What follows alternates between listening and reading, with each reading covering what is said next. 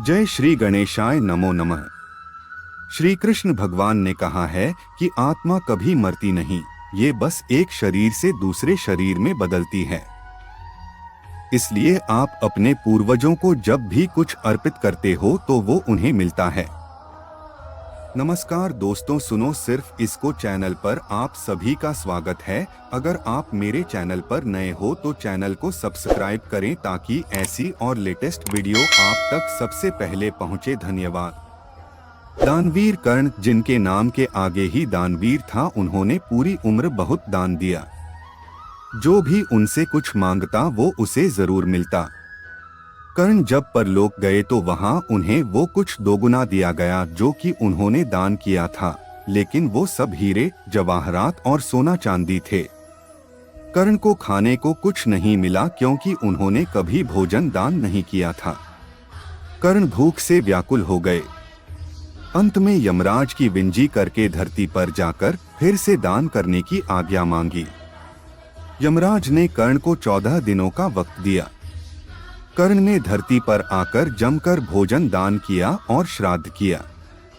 जब कर्ण परलोक वापस आया तो उसके पास खाना पहुंच चुका था। इसलिए हिंदुओं में भोजन दान करना बहुत शुभ माना गया है।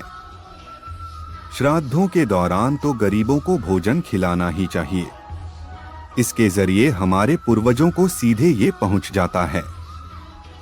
कहा जाता है कि इन दिनों यमराज की आज्ञा से आत्माएं जमीन पर आती हैं और अपने वंशजों की ओर से अर्पित किए गए भोजन का भोग करती हैं। एक बार दो भाई थे, जोगे और भोगे।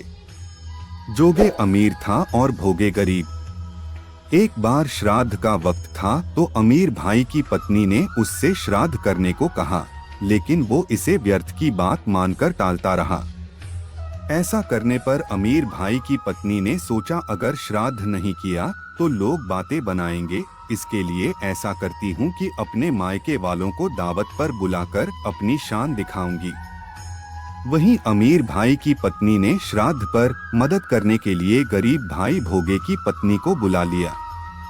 श्राद्ध का दिन आया तो भोगे की पत्नी पूरा दिन काम पर लगी रही। पूर्वजों के लिए खाना बनाया, लेकिन जैसे ही उनके पूर्वज खाने आए तो क्या देखा कि वहां पर तो अमीर भाई के ससुराल वाले खा रहे हैं। पितर निराश हो गए तो वो गरीब भोगे के घर गए तो वहां क्या देखा कि पितरों के नाम पर अगियारी दी हुई है।